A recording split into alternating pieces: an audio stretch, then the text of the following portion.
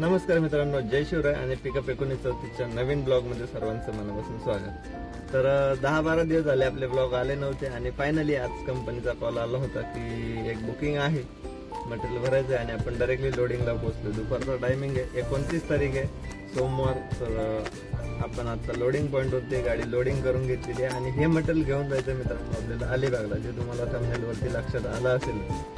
तर चला मित्रांनो, भरपूर दिवसानंतर एक नवीन ब्लॉग येतोय, त्यामुळे बऱ्याचशा गोष्टी ऍड करता येईल, त्यामुळे ब्लॉग शेवटपर्यंत नक्की बघा। आणि ही जर्नी सुद्धा खूप भारी होणार आहे, कारण अलिबागला आपण ऑलरेडी 2 ब्लॉग केलेले आहेत, पण हा ब्लॉग जो आहे तो थोडा वेगळा आहे, त्यामुळे तुम्हाला बघायला नक्कीच आवडेल। तर ब्लॉग शेवटपर्यंत नक्की बघा। सर बनवतात पेपर बघू शकता किती बनवतात, एवढा असा ढीग लागलाय पेपरचा। निशांत सरांचं काम चालू आहे। तर चला डॉक्युमेंट्स रेडी करून घेऊया, फक्त स्टॅम्प यायचा बाकी राहिला आहे, त्यामुळे थांबलोय। तर चला मित्रांनो, आता डायरेक्टली जाऊया घरी आणि सकाळी निघूया 6 वाजता, म्हणजे आपल्याला खूप छान असा लोणावळा खंडावळ्याचा व्ह्यू बघायला भेटेल आणि मग आपली अलिबागची जर्नी आणि त्यानंतर अजून एक नेक्स्ट ब्लॉग येणार आहे, तर तो पण तुम्हाला मस्त आवडेल, कारण तो पण कोकणातलाच आहे। आणि आपण ठरवलं होतं ऍक्च्युली मँगलोर सिरीज मध्ये की आपल्याला कोकणातले पावसाळ्यात तरी ब्लॉग नको आहेत, बट जे तेवढ्या ट्रिप आल्यात त्या सगळ्या कोकणातल्याच आल्यात, म्हणजे त्याच्यानंतर कोचिंगची सिरीज झाली असेल आणि मजा तर कोकणात नक्की येणार आहे। आणि आपण जे म्हणतो की आपण ज्यापासून लांब जायला पाहिजे तर ते आपल्याला सोडत नाही। तर चला मित्रांनो, डायरेक्टली निघूया आपण आता घरी, जाऊया, आराम करूया आणि सकाळी आपल्या जर्नीला सुरुवात करूया। तर पोहोचू डायरेक्टली आता घरी। भरपूर उशीर झाला, 7 वाजलेत पेपर यायला, स्टॅम्प यायला।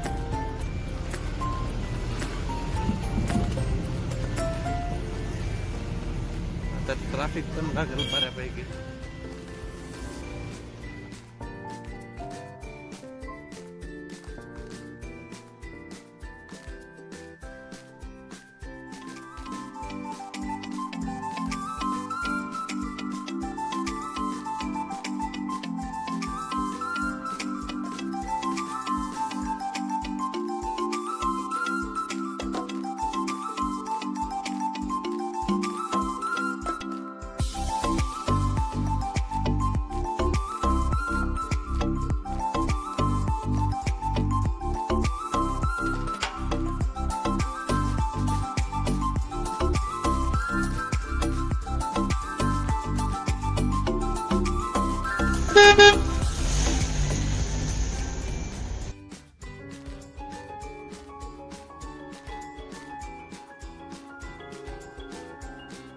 गुड मॉर्निंग मित्रांनो, जय शिवराय। आणि आपली अलिबागची जर्नी सुरू झाली आहे, सकाळचे वाजले आहेत 7। तर चला मित्रांनो, आपला प्रवास एन्जॉय करूया। तर पावसामुळे रस्त्यांची खूप बिकट अवस्था आहे, तर गाडी शक्यतो पावसाळ्यात सावकाशच चालवा आणि ओव्हरलोडच्या भानगडीत पडू नका, कारण फाटे वगैरे तुटले तर खर्च पावसाळ्यात खूप जास्त निघू शकतो, त्यामुळे थोडं ओव्हरलोडच्या नादात गाडीचं नुकसान टाळा, कारण रस्त्यांची अवस्था खूप वाईट झालेली आहे सध्या। आणि जे समोरच्या गाडीतलं जे मटेरियल आहे ते बघू शकताय कसं बांधलंय त्याने।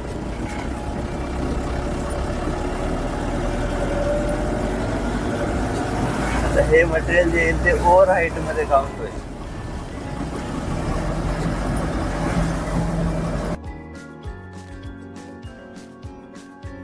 मित्रांनो, हे 3 जण निघालेत शाळेत,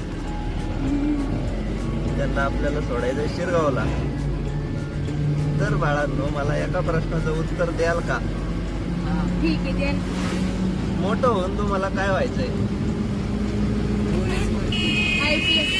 पोलीस भरती। तुला? IPS। आणि तुला रे? टीचर। तर यांची ही स्वप्न आहेत, फक्त एक ड्रायव्हर होऊ नका। तर आम्ही जे अनुभव शेअर करतो ते खूप चांगले असतात, वाईट असतात। तुम्ही जी स्वप्न पाहिलेत ती नक्कीच पूर्ण होतील, फक्त त्यासाठी मेहनत महत्वाची आहे। आणि लहानपणापासूनच जर ते डोक्यात टार्गेट ठेवून तुम्ही जर प्लॅनिंग केले तर नक्कीच यशस्वी व्हाल। मित्रांनो, शिरगावला यांना ड्रॉप करूया। तर समोर दिसत असेल मित्रांनो जुना मुंबई पुणे हायवे आणि त्या मुलांना जस्ट ड्रॉप करून आपण पुढे निघालो. आणि मित्रांनो मी असं का बोललो असेल की ड्रायव्हर होऊ नका, तर याच्यावरती बऱ्याच जणांना काही खटकला असेल किंवा हे प्रत्येकाचं वैयक्तिक मत असू शकतं. तर माझ्या दृष्टीने त्यांना दिलेला सल्ला हा योग्यच असावा असं मला तरी वाटतं. कारण जो समाजामध्ये किंवा रस्त्यावरती चालताना जो मान सन्मान मिळायला पाहिजे ना, हा प्रत्येक ड्रायव्हरला भेटत नाही. कारण तो आज दररोजच्या हजारो किलोमीटर नवीन शहरं, नवीन गावं, नवीन कंपन्या प्रत्येक ठिकाणी फिरत असतो आणि त्याला आलेले अनुभव हा तो सांगू शकेलच असं नाही. कारण प्रत्येक जण हे माध्यम वापरू शकतो.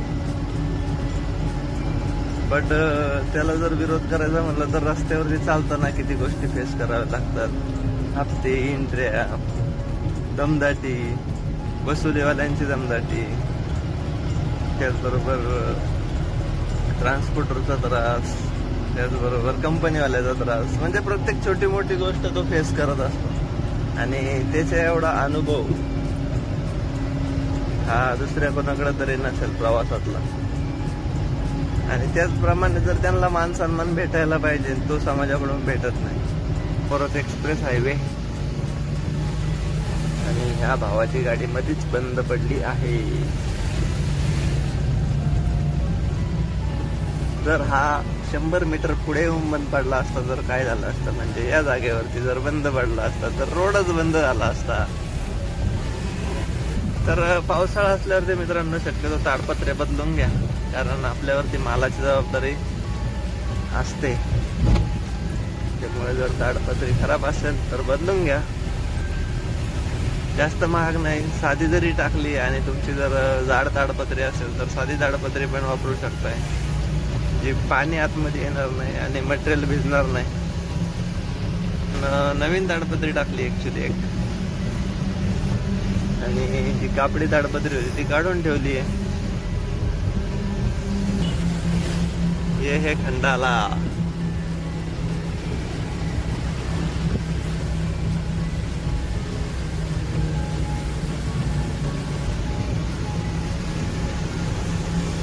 वा, एकच नंबर. खाली सगळं ब्लाइंड, सगळं धुकं जाम.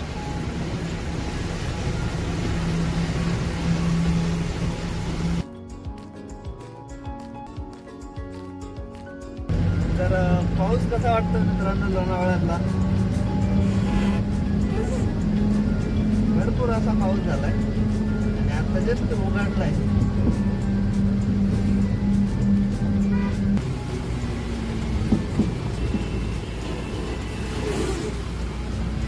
चला एक्सप्रेसला एंट्री करूया. Khopoli exit right side. चलो आपण राईट लेन मध्ये येऊया, कारण आपल्याला खोपोली मधून घ्यायचं लेफ्ट.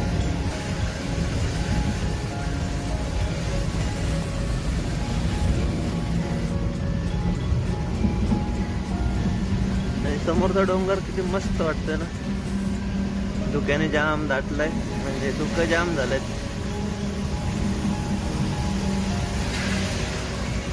मागच्या वेळेस आपण गेलो होतो त्यावेळेस त्या लेनने गेलो होतो आणि आज ह्या लेनने.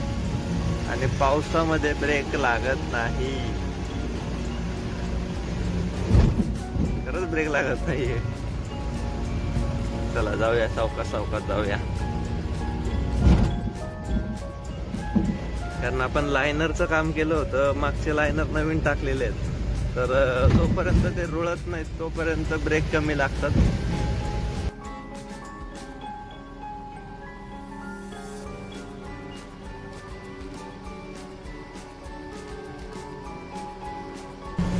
तर गुड मॉर्निंग खोपोली. आणि वाजले आहेत मित्रांनो 8:30. आपण अलिबाग आहे 60 किलोमीटर आणि पेन आहे 30 किलोमीटर. तर गाडी आपली आलेली आहे रिझर्व वरती आणि समोर दिसतोय भारतचा पेट्रोल पंप. तर घेऊया आपलं डिझेल भरून इथून.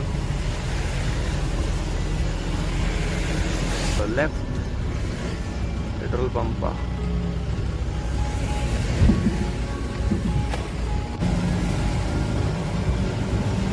तर 2000 रुपयाचं डिझेल टाकलंय आणि टँक बघू शकताय अर्ध्याला पुढे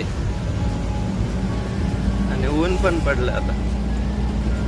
तर मित्रांनो पावसाळ्याचा टाइम आहे आणि 2-3 गोष्टींकडे खूप लक्ष देणं गरजेचं आहे.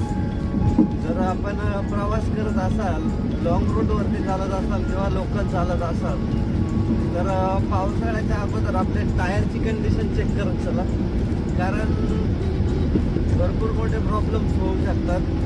पावसाळ्यामध्ये टायर जास्त फुटतात, कट बसतात, म्हणजे नवे टायरची सुद्धा हालत खराब होते कारण खडे मोकळे झालेले असतात आणि कट बसण्याचे जास्तीत जास्त चान्सेस असतात. आणि दुसरी महत्त्वाची गोष्ट जे ब्रेक, तर लायनर हे नरम पडतात किंवा ब्रेक पॅड सुद्धा तेवढी स्ट्रेंथ राहत नाही पावसाळ्यामध्ये. तर जोरात जाऊन कंट्रोल करण्यापेक्षा पहिलंच स्लो झालेलं कधी पण चांगलं शक्यतो पावसाळ्यात. त्यामुळे गाडी हळू चालवणं पण तेवढंच महत्वाचं आहे. लवकरच आपल्या बाप्पाचं आगमन होत आहे आणि भरपूर असे गणपतीचे कारखाने जे कला केंद्र पेन मध्ये बघायला भेटतील आणि भरपूर अशा गाड्या पण बघायला भेटत आहेत ज्याच्यामध्ये बाप्पाचं म्हणजे काय म्हणू शकतो आपण त्याला, मूर्ती घेऊन जात आहेत. तर पोहोचलो मित्रांनो पेन मध्ये आणि सरळ गेलं तर पेन गावात आणि राईट घेतलं तर बायपास. तर तो Konkan highway, Goa left, Panvel right, Alibag left.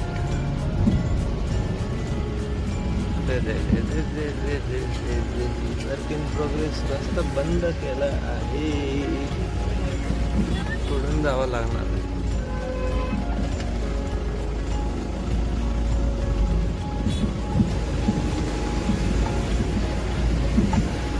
Wrong साईडने घालायला लागणार आहे गाडी.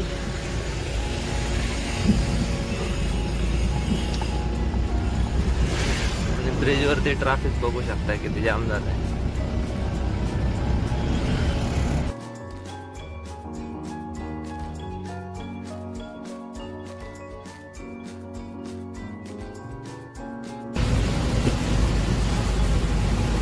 जस्ट पेन क्रॉस करतोय मित्रांनो आणि बघू शकताय कसा मुसळधार पाऊस परत सुरू झालाय. जोरात पाळी येते आणि पूर्ण परत गायब होते. आणि पुढं क्लायमेट पण बघू शकताय किती पाऊस पडतोय ते.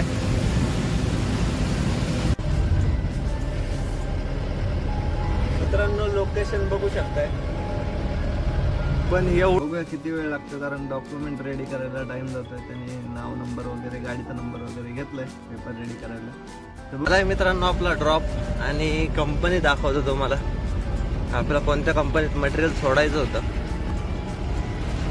तर ही आहे गेल कंपनी. कमीत कमी 9 ते 10 किलोमीटरची कंपनी आहे आणि त्यामुळे मटेरियल आपण क्रॉसिंग करून दिलंय. भरपूर टाइम लागणार होता आणि आता सुद्धा 2:30 वाजलेत. तर चला निघूया परत आता रिटर्न जर्नी. इथून आता डायरेक्टली जायचंय पुण्याला आणि परत लोडिंग करायचंय. तर ते पण आपल्याला कोकणात घेऊन जायचंय. एवढाच क्लू देतो आणि पुढला ब्लॉग असेल ते तुम्हाला नेक्स्ट ब्लॉग मध्ये बघायला भेटेल. तर आजची जर्नी कशी वाटली मित्रांनो ते कमेंट करून नक्की सांगा, कारण आपल्याकडे टाइम कमी, वाजलेत 2:30. तर लवकरात लवकर म्हणजे 5 वाजेपर्यंत आपल्याला पुण्याला पोहोचायचं आहे.